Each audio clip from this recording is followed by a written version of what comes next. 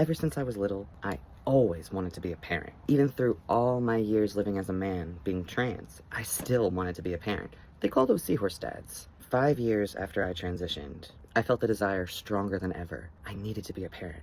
I was 24 years old. It was September 10th, 2016 when I woke up. So September 9th, I went to bed and I had a dream. In that dream, I was staring at a wall and I felt something move on my chest. And I heard a small little burp and I looked down and saw a head of hair and it was a baby.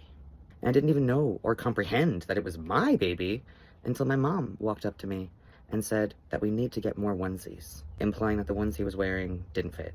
And she left. And I just held him. And I knew it was a boy. Diaper was on the whole time. I didn't check or anything. But I knew. And I kept going back to sleep and entering that dream again. And I slept for 13 hours to be with that baby. The years went by. 2 years later, my goddaughter died. Before that, I had a miscarriage, trying to chase the dream. Years go by, years go by.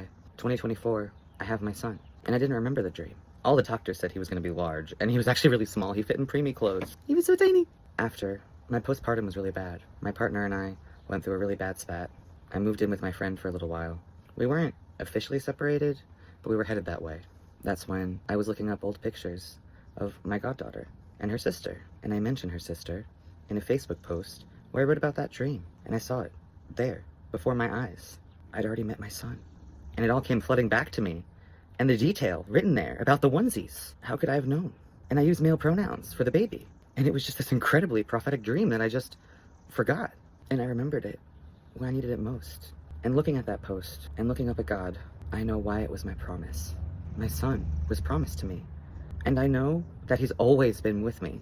Just biologically. Your eggs were inside your mom. When your mom was fully formed, right before she was born, all those eggs in her ovaries, you were there. You were inside your grandma too. The only 3 people in my dream were me, my son, and my mom, and the presence of God. So my spouse and I are back together now, and we're doing amazing. And we're reading the Bible together. And we're finding ourselves closer and closer and closer to God every day. And every time I hold my son now, I remember 8 years before he was born, I held him. Just like God held me before I was born. Life is precious. If you find yourself pregnant right now, know they were always planned to be there. They were always with you, even inside your mom. They've been with you through the low moments, through the best moments, all of your best memories. They've been there. That's your best friend.